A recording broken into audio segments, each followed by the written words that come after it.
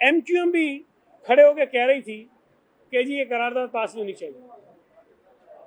मोहम्मद हुसैन साहब उससे थे नहीं जब मैं तकरीर कर रहा था।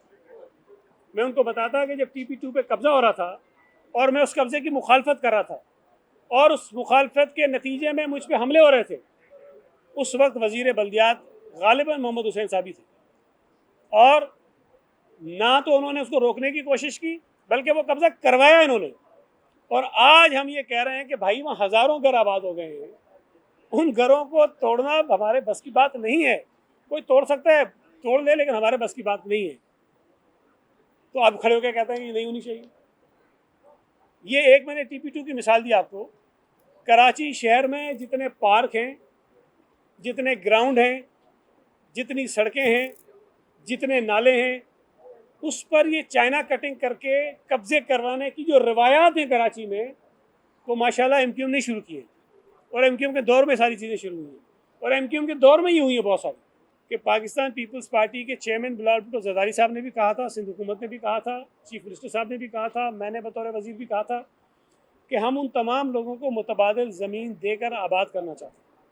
सुप्रीम कोर्ट का जो फैसला है, उस फैसले में भी ये है कि इन तमाम लोगों को एक प्रॉपर तरीके की रीसेटलमेंट होनी चाहिए। वहाँ जो ज़रूरियात की जो डेवलपमेंट्स हैं वो भी हम करें।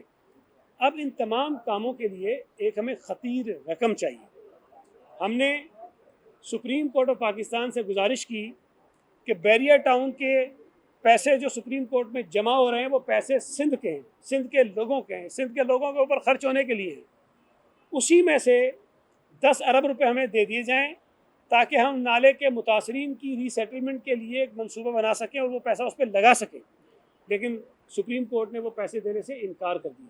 जो कुछ तकारीर अपोजिशन के मेंबरान की मैंने सुनी, यकीनन आपने भी सुनी होगी, उनके जहनों में एक कन्फ्यूजन था।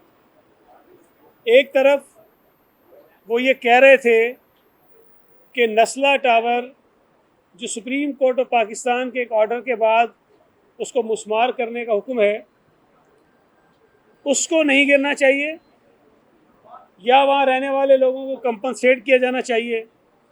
और दूसरी सांस में वो उस करारदाद की मुखालफत कर रहे थे जिसमें ये कतन नहीं कहा गया कि सूबा सिंध में इलीगल कंस्ट्रक्शन या कहीं अगर कोई कब्जा करके कोई आबादी हो गई है तो उसको रेगुलाइज कर दिया है। करारदाद में ये कहीं पर भी नहीं है।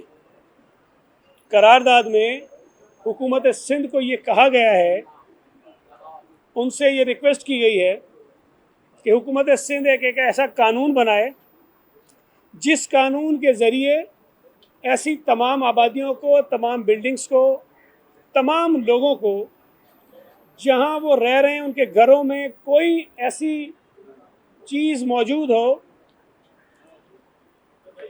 कि जहां कोई कानून की वायलेशन नज़र आती हो और उनके घर, उनकी आबादियां रेगुलर नहीं हो सकती हैं, तो उनको रेगुलाइज करने का रास्ता तलाश किया जाए।